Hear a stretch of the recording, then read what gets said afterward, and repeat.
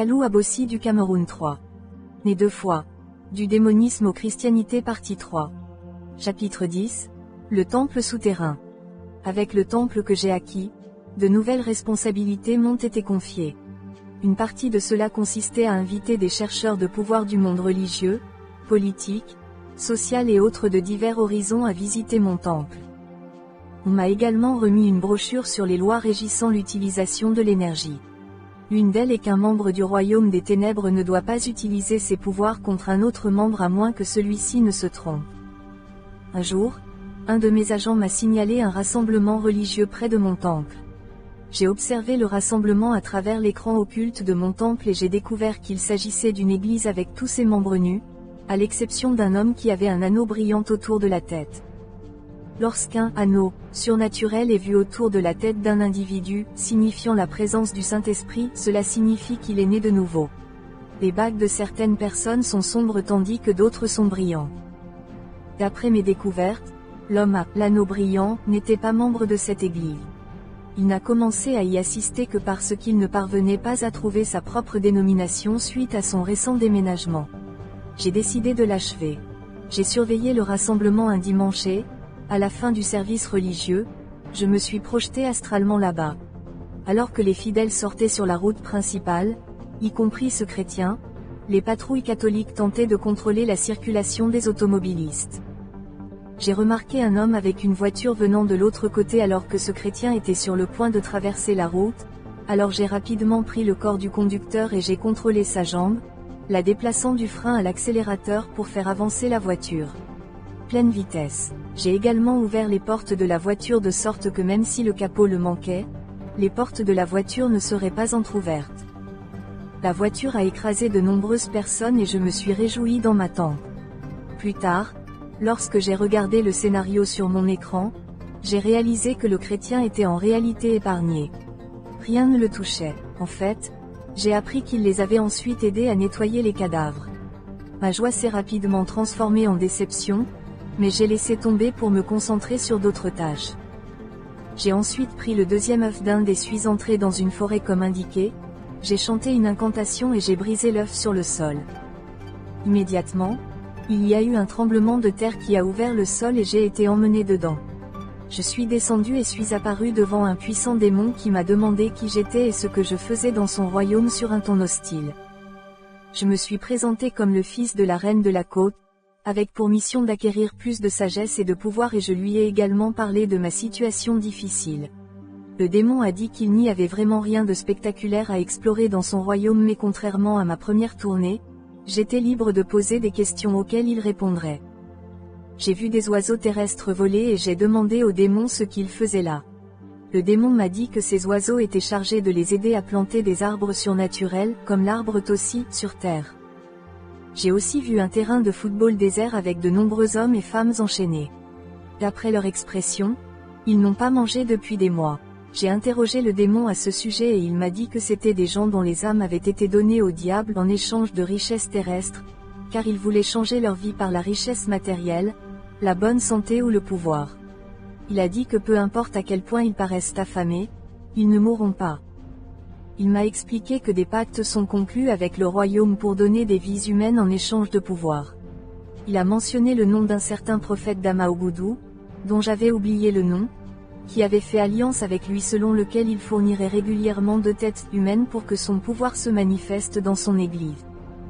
La transaction s'est déroulée sans problème pendant des années jusqu'à ces dernières années, lorsque sa dette s'est accumulée. Après des avertissements, ce démon et son armée ont fait irruption dans son église avec fureur, exigeant leur dû, provoquant une grave érosion sur la route menant à sa structure religieuse. Du point de vue physique, l'érosion était présumée être causée par une inondation massive, ce qui a suscité de nombreuses plaintes du public. L'homme a réussi à apaiser le démon, mais il a admis qu'il mettrait quand même fin à ses jours lorsqu'il en aurait assez de son jeu. J'ai demandé comment l'érosion qu'ils avaient provoquée surnaturellement serait réparée. Le démon a déclaré qu'ils avaient leur propre entreprise de construction reconnue qui se chargerait de cette tâche. Le démon m'a également montré sur un grand écran des photos de nombreuses personnes riches, scientifiques, philosophes et élites. Le démon m'a dit que certaines de ces personnes étaient mortes alors que d'autres étaient encore en vie, mais qu'elles étaient toutes en partenariat avec les royaumes des ténèbres. Certaines de ces personnes, j'ai dit que je les connaissais et qu'elles étaient encore en vie au moment où j'écris ces lignes. Le démon a déclaré que si l'une de ces personnes violait l'une des lois régissant le royaume des ténèbres, elle serait soumise à la peine irrévocable de mort. Après avoir passé 3 jours avec ce démon, j'ai réalisé que ce qu'il disait à propos de leur propre entreprise de construction réparant la route endommagée était effectivement vrai. Chapitre 11. Mes derniers combats en tant que sataniste. La reine m'a organisé une tournée dans les 14 royaumes des ténèbres afin d'incorporer toute la sagesse et le pouvoir nécessaires à mes opérations. Ce voyage a duré 1 mois entier et après les visites, j'ai acquis plus de pouvoir et de connaissances. Il y avait 17 occultistes de rang égal au mien dans le monde, mais j'étais le plus jeune et le plus agressif. J'ai reçu l'avis qu'une croisade massive devait avoir lieu à Abiriba, ma propre barre, étiqueté le Grand Abiriba pour le Christ 1989. Cela devait être ma mission. Je suis d'abord allé dans mon corps spirituel chez l'un de mes agents, une vendeuse du marché. Je lui suis apparu dans le magasin et lui ai demandé de mobiliser d'autres agents pour qu'ils soient présents sur le lieu de la croisade. J'ai alors établi un ordre du jour pour une rencontre avec Satan et la reine de la côte à ce sujet. Lorsque Satan est apparu à la réunion avec la reine, il m'a demandé quel était mon ordre du jour et je l'ai lu sans hésitation. Comment contrecarrer la croisade du Grand Abiriba pour le Christ. Alors que je prononçais le mot « Christ », nous pouvions tous entendre des coups de tonnerre, un rugissement de feu et une puissance invisible nous obligeant tous les 3 à baisser la tête vers le sol pendant environ 30 minutes. Lorsque nous nous sommes relevés de terre, Satan m'a furieusement averti de ne plus jamais utiliser ce nom en sa présence. Satan commença à se vanter d'avoir capturé la ville d'Abiriba aussi longtemps que son existence. Je lui ai demandé quelles armes il utilisait et Satan a répondu que c'était l'orgueil, la haine, l'amour de l'argent et les activités culturelles. Par conséquent, la prochaine croisade était un affront auquel il fallait résister. Il m'a ordonné de mobiliser tous les agents sous mes ordres et de faire échouer la croisade. Après s'être encore vanté, Satan a fini par disparaître. Quand il fut parti, la reine s'approcha de moi mais nous paniquâmes soudain alors que toute la place commençait à trembler. Sur son ordre, notre écran montrait d'où venaient les grondements, un chrétien prêchait l'évangile autour de la place à Mecque. Apparemment, chaque fois que l'évangile de Jésus-Christ est proclamé dans le monde physique, cela provoque des répercussions dans le royaume des ténèbres.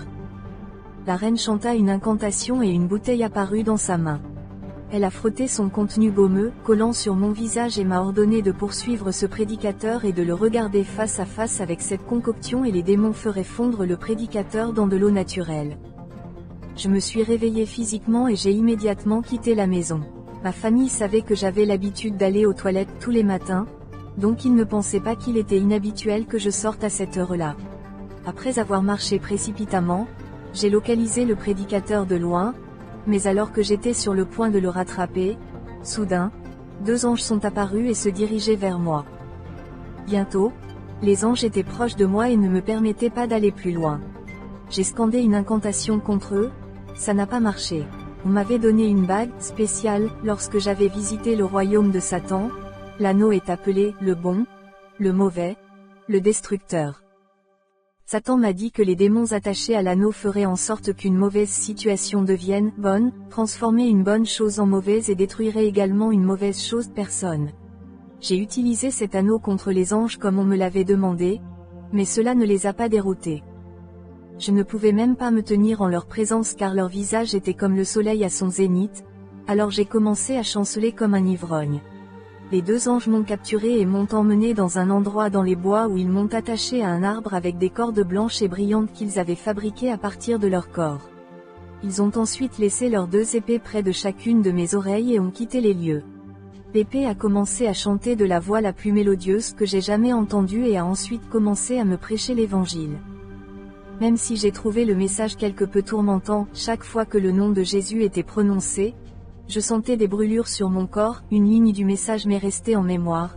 Je ferai de vous des pêcheurs d'hommes si vous me suivez. Plus tard, les anges revinrent, prirent leurs épées sans me dire un mot et me détachèrent. À ce moment-là, le jour était levé. J'ai chanté une incantation pour disparaître mais cela n'a pas fonctionné. Je l'ai répété, cela n'a toujours pas fonctionné. Je me suis ensuite rappelé que lorsque j'ai visité le royaume de Satan, ils m'ont appris que chaque fois que j'étais vaincu, je devais m'éloigner de 2 pôles du site et répéter l'incantation. Je l'ai fait et j'ai été emmené dans ma chambre, et étant fatigué, j'ai dormi sur le lit pendant que mon esprit voyageait vers mon temple. Quand ma mère est revenue du marché et m'a trouvé allongé sur le lit, elle a eu le choc de sa vie. Elle voulait savoir comment j'étais entré dans la pièce. J'ai réussi à marmonner une excuse pour dire que le cadenas n'était pas correctement verrouillé, mais ma mère savait que c'était impossible. Ce cadenas a été apporté par mon frère de Cotonou et ne se fermait que si la clé en était retirée. Je n'arrivais pas à convaincre ma mère de mon mensonge, ce qui a éveillé ses soupçons. Elle se confie à une de ses amies qui lui propose de consulter un sorcier. Même si ma mère n'était pas chrétienne, elle n'aimait pas consulter un féticheur. Mais son amie l'a poussée à aller découvrir l'identité spirituelle de son fils. Ils ont visité un dibia plutôt populaire dont je refuse de révéler le nom. Il leur donna un bâton avec lequel ils devaient toucher le corps de la personne dont ils voulaient connaître l'identité spirituelle. C'est ce que ma mère a fait cette nuit-là vers 2 heures du matin. Je regardais cela avec mes yeux spirituels. Les dibias sont les médiateurs mystiques entre le monde humain et le monde des esprits et agissent en tant que guérisseurs, scribes, enseignants, devins et conseillers des membres de la communauté. Ils sont généralement consultés au sanctuaire d'une divinité majeure de la communauté. Quand ils ont rapporté le bâton au dibia, il a demandé le nom de la personne sur laquelle il s'enquérait et au moment où mon nom a été prononcé, il y a eu un pandémonium dans le sanctuaire. Toutes ces divinités se mirent à gémir bruyamment à ses oreilles et lorsqu'elles s'arrêtèrent, les têtes de leurs images commencèrent à se briser au sol. Ses pouvoirs ont commencé à s'effondrer. Les dibias ont commencé à agir comme des fous, ont arraché l'emballage de chacune des femmes, heureusement, elles emportaient d'eux, ont exigé leur argent et les ont renvoyées perplexes. Après cet incident, j'ai invoqué Satan dans mon temple et je l'ai consulté avec des incantations. Il était heureux, il m'a chargé de me battre comme un soldat et de déployer tous les pouvoirs dont je disposais dans le cadre de ma mission. Chapitre 11. La reddition. Le premier jour de la croisade. J'avais déployé plus de 100 de mes agents pour infiltrer le terrain de la croisade. Certains étaient chargés de vendre un cocktail de rhum ou de gin dans de petits nylons tandis que d'autres devaient distraire les auditeurs en les engageant dans des discussions banales. Ceux-ci étaient surveillés sur l'écran depuis le royaume des esprits. Alors que la foule commençait à affluer, je leur ai donné leurs signaux et ces agents ont commencé leur mission. De nombreux participants qui ont acheté la boisson sont devenus ivres et se sont profondément endormis. Mais certains l'ont recraché, ont reçu l'évangile et ont été sauvés. Un jour, un prédicateur monta sur le podium de la croisade et commença à prier. Depuis l'écran que je regardais, ce prédicateur était entouré de flammes de feu et pendant qu'il prêchait, certains de mes agents sont tombés par la puissance de Dieu. À la fin, de nombreux agents se sont également convertis. Les autres sont revenus me donner leur rapport. Le lendemain, j'ai mobilisé d'autres agents sur le terrain et leur ai demandé de rapporter leur rapport, mais la plupart d'entre eux ne sont pas revenus car ils ont été arrêtés par la puissance de Dieu et se sont convertis. C'est à ce moment-là que j'ai décidé de lancer des attaques contre les organisateurs de la croisade. J'ai invoqué le vent, la pluie et les tempêtes pour détruire leurs panneaux d'affichage, leurs affiches et endommager leurs équipements. Cela a fonctionné, du moins semble-t-il. Le 3e jour, il était évident que plus j'envoyais d'agents sur le terrain de la croisade, plus notre perte et notre défaite devenaient évidentes. Un après-midi, alors que la croisade se déroulait, un hélicoptère loué par l'équipe de la croisade distribuait des dépliants sur le programme et ma fenêtre s'est ouverte. Le vent a fait affluer de nombreux dépliants dans ma chambre. J'en ai pris un exemplaire et j'ai vu « Grand Abiriba pour ». Avec fureur, j'ai saisi les papiers, je les ai déchirés, je les ai pressés et je les ai jetés par la fenêtre. Non seulement j'ai envoyé mes agents à cette croisade à mes propres frais, mais ils ont même eu l'audace d'apporter leurs dépliants dans ma propre chambre. Plus tard, j'ai fermé ma fenêtre et j'ai attrapé le dernier œuf d'Inde et après avoir scandé les mots requis, je l'ai brisé avec colère sur le sol. Le demi-dieu en chef apparut. Cette fois, je me souciais peu des protocoles et j'ai commencé à exprimer ma rage, criant au chef de voir la défaite et la honte qui se sont abattus sur le royaume. J'ai déjà perdu de nombreux agents dans cette guerre. J'ai fait tout ce que je savais, mais aucune victoire n'était en vue.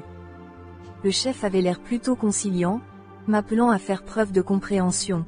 Eux aussi faisaient de leur mieux, mais ils ne pouvaient pas faire grand-chose à ce stade. J'ai alors invoqué Satan pour qu'il s'adresse à lui. Lorsqu'il est apparu, je me suis également plaint auprès de lui de ce qui se passait. Satan a déclaré avec arrogance qu'il remporterait la victoire. Il m'a ordonné d'aller moi-même à la croisade et d'utiliser tous les pouvoirs qui m'avaient été donnés pour contrecarrer la croisade. Puis il a disparu. Alors que le chef des demi-dieux parlait, il y eut une voix rugissante comme celle du tonnerre venant d'en haut et il disparut instantanément aussi. À ce moment-là, j'ai ressenti une grande présence dans ma chambre. La pièce était sombre, mais une grande main blanche émettant une lueur de lumière est apparue et a commencé à écrire des choses en lettres dorées sur le mur de ma chambre.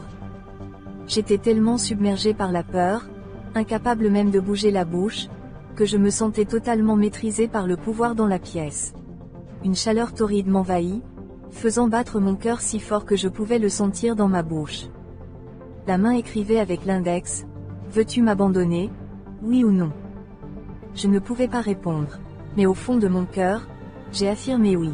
Puis la main l'essuya et écrivit une autre, « Que cela te plaise ou non, tu te rendras et tu deviendras pêcheur d'hommes. » Puis il était écrit, « Écrivez votre lettre de capitulation avant de partir en croisade. » Sur ce, j'ai pris un stylo et du papier et j'ai écrit ma lettre de reddition.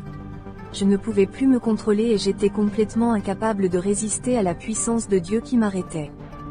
Je suis allé sur le terrain de la croisade le lendemain après avoir enduré ce qui semblait être une chaleur torride, comme si quelqu'un était obligé de rester debout alors que toute la ville d'Abba était engloutie par les flammes. Quand je suis arrivé sur place, je me suis assis au fond et j'ai dispersé mon homme spirituel à différents endroits, ce qui a fait baisser un peu la chaleur interne. J'ai vite compris que je ne pourrais pas y opérer. Je n'ai prêté que peu d'attention à ce qui se passait, mais d'où j'étais, je pouvais voir avec mes yeux occultes que Satan avait raison lorsqu'il disait qu'il avait capturé la ville d'Abiriba, car environ 90% des gens sur le terrain de la croisade étaient complètement nus avant le début de la croisade. Pouvoir des ténèbres. Le prédicateur ce soir-là était le révérend Umahu Kpai, mais je ne me souvenais pas du titre de son sermon. J'ai clairement évité de regarder dans sa direction car son visage rayonnait de la gloire de Dieu, tout comme ceux des anges que j'avais rencontrés auparavant.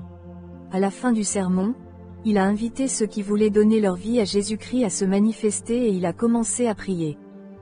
Alors qu'il mentionnait le nom de Jésus, je me suis vu léviter plusieurs mètres dans les airs et retomber sur le sol. Les policiers et certaines personnes assises autour de moi se sont enfuis rapidement. À ce moment-là, je suis devenu physiquement inconscient mais spirituellement actif alors que j'essayais de projeter mes démons sur les autres qui tombaient avec moi. J'ai été porté jusqu'au podium où les ministres ont commencé à prier pour moi. Quand j'ai perdu conscience, j'ai mis la main dans ma poche et j'ai remis à l'un des ministres ma lettre de capitulation. L'homme m'a demandé, « As-tu donné ta vie à Jésus-Christ ?» J'ai demandé, « Qui est Jésus-Christ ?» Pendant que je disais cela, l'un des anneaux occultes que Satan m'a donné, le bon, le mauvais, le destructeur, m'a encore assommé, apparemment pour m'empêcher d'affirmer Jésus comme Seigneur. Les pasteurs se sont réunis et ont commencé à prier pour moi alors que divers démons commençaient à se manifester à travers moi. On m'a dit que j'arrachais les mauvaises herbes du sol avec mes dents et mes ongles, glissant sur le sol comme un serpent, se tortillant et criant. Quand je suis revenu à moi, la plupart des cernes visibles et invisibles sur mes orteils et mes doigts avaient disparu. Certains d'entre eux m'avaient arraché les ongles en partant. Les ministres ont continué à prier pour moi et la lumière de Dieu est entrée dans mon cœur. Je les ai emmenés chez moi et j'ai abandonné tout mon attirail et mes outils occultes pour les brûler. Mes deux objets ont refusé d'être brûlés. La soucoupe volante transcendantale, que les démons utilisaient pour fournir du pouvoir à mes candidats, et l'anneau que Satan m'a donné, le bien, le mauvais, le destructeur. J'étais tellement épuisé que je me suis endormi profondément, mais je me suis réveillé plus tard dans la nuit pour réaliser que quelqu'un dormait à côté de moi. C'était la reine. J'étais face au mur tandis qu'elle faisait face dans l'autre sens. Elle a commencé à dire qu'elle savait que je les avais quittés, mais qu'elle était prête à m'accueillir à nouveau si je choisissais de revenir. J'ai eu du mal à me souvenir du nom de Jésus. Ce n'était pas un nom que je connaissais mais je connaissais son pouvoir. Si seulement j'avais su, j'aurais pu demander à n'importe lequel des ministres de l'écrire sur le mur pour moi. Soudain, je m'en suis souvenu et avant même de l'avoir appelé, la reine elle-même a ressenti une forme de feu et a rapidement disparu. Je me suis rendormie et j'ai été emmenée au paradis accompagnée d'un ange sympathique pour voir sa beauté. Les rues étaient plus belles que celles que j'avais vues dans le royaume des ténèbres et leur structure était supérieure. C'est ce que Dieu a préparé pour ceux qui le servent. Chapitre 12. Je fais de toi un pêcheur d'hommes. Après mon salut et ma délivrance, j'ai cherché à vivre à nouveau une vie normale. J'ai rendu visite à un homme qui me devait de l'argent et quand je lui ai raconté ma nouvelle foi, l'homme a admis qu'il avait commencé à soupçonner que j'étais impliqué dans l'occultisme à cause de rêves étranges qu'il avait commencé à faire après avoir gardé mon argent. J'ai été remboursé et j'ai déménagé dans une autre ville. Pendant que j'étais là-bas, j'ai rendu visite à un ami qui m'a informé que tous les biens que je gardais chez lui avaient mystérieusement disparu de la pièce. Je lui ai assuré de ne pas s'inquiéter puisque je savais très bien qu'il avait pris. Je voulais créer une entreprise et j'ai commencé à nouer des contacts.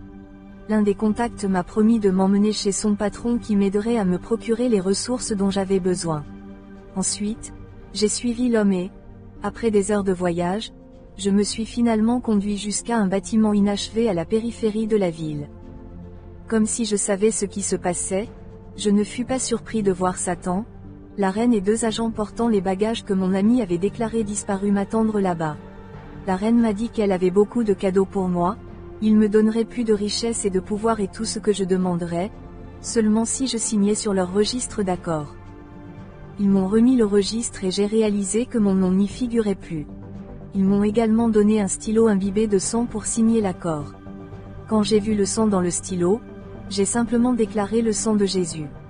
À la mention de cela, ils ont tous disparu, me laissant également bloqué sur place, car l'argent que j'avais mis plus tôt dans ma poche avait également disparu avec les spectres. J'ai rencontré un homme qui se rendait à Afikpo, dans l'état d'Ebony, pour acheter du poisson en pirogue et il a décidé de m'aider. Un homme âgé qu'il transportait et qu'il ne connaissait pas, a soudainement payé mon billet et j'ai laissé échapper que je ne voulais pas de son aide, je venais de me faire voler et je voulais m'en sortir en toute sécurité. Quand l'homme a vu que je ne cédais pas à son stratagème, il a rapidement remis l'argent dans sa poche. Plus tard dans la nuit, j'ai été arrêté par la police pour avoir dormi dans un endroit non autorisé et mis en prison parce qu'ils pensaient que j'étais un voleur. Dans la prison, un des détenus s'est approché de moi, s'est présenté comme le patron et m'a demandé de l'argent. Quand je lui ai dit que je n'en avais pas, il m'a porté un coup douloureux et m'a quitté. Cette nuit-là, j'ai fait un rêve dans lequel un ange de Dieu m'encourageait à ne pas me laisser décourager par mon expérience car Dieu avait déjà prévu que je deviendrais par cet endroit un pêcheur d'hommes. On m'a dit que Dieu m'a appelé à prêcher l'évangile et à raconter mon témoignage soulignant l'amour de Dieu et sa volonté de sauver, quelle que soit la profondeur de nos péchés. Quand je me suis réveillé le matin, j'étais vraiment encouragé et après une journée, j'ai été libéré, j'ai retrouvé mon chemin et je me suis établi. Fin.